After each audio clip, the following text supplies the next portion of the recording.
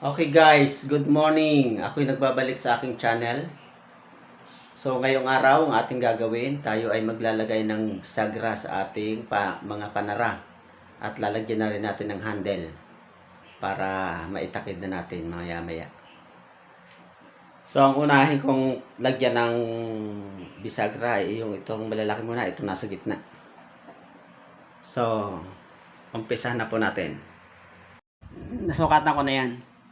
Bali, ang ginawa kong allowance dito sa taas ng pinto, ayan. Ito ay 3 inches. Tapos dito sa kabila, ayan, ano na rin yan. 3 inches din ang sukat niyan. Tapos isa dito sa gitna. So, bali, 3 bisagra ang ating ilalagay diyan. Ang size ng ating bisagra ay 1/3. Yung ating bisagra. Ito. Yan. Kulay white. 1/3 po ang ano yan.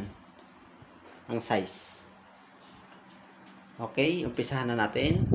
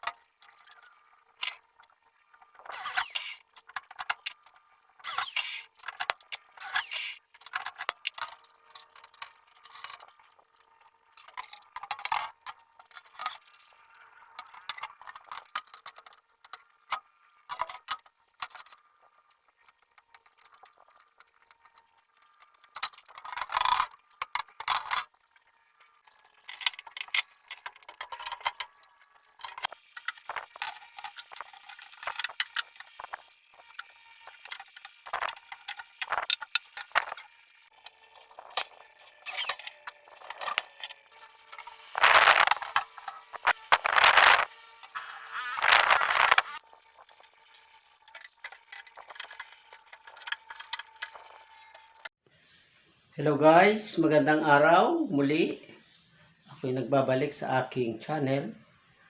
Ang ating cabinet pong project ay malapit nang matapos. Ang kulang na lang po niyan ay yung pintuan sa taas. Yung mga panara sa taas na lang ang kulang. Ayan. Yung 6 na panara ang kulang. Ito pong mga sa baba tapos na po to. Yan, 6 din po yung panara na ginawa ko sa baba. At saka yung drawer sa babang-baba na 4, yung tapos na rin po yan.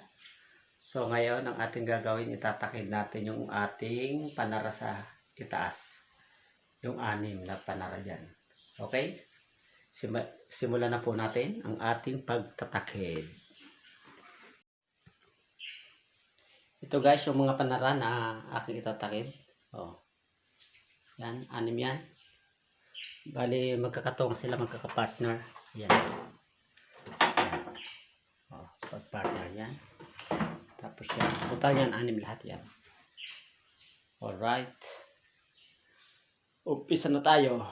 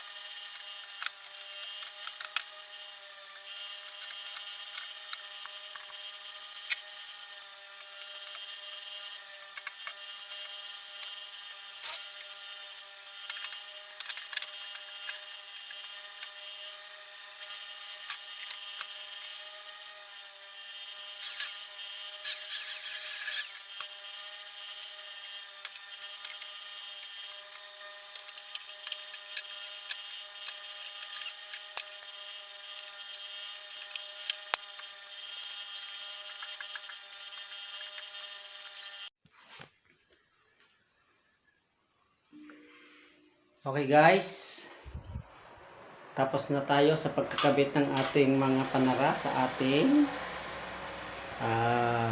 cabinet.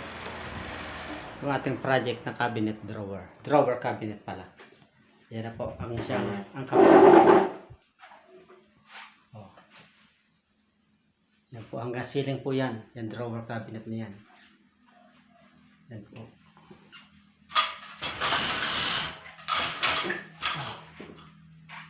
Yan.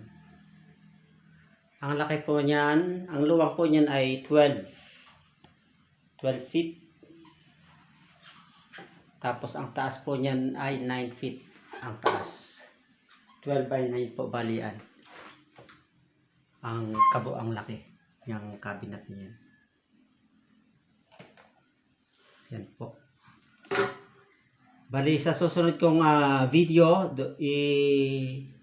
i-detalye ko doon kung anong aking mga ginastos at aking mga ginamit. Ano? Yan po. Okay.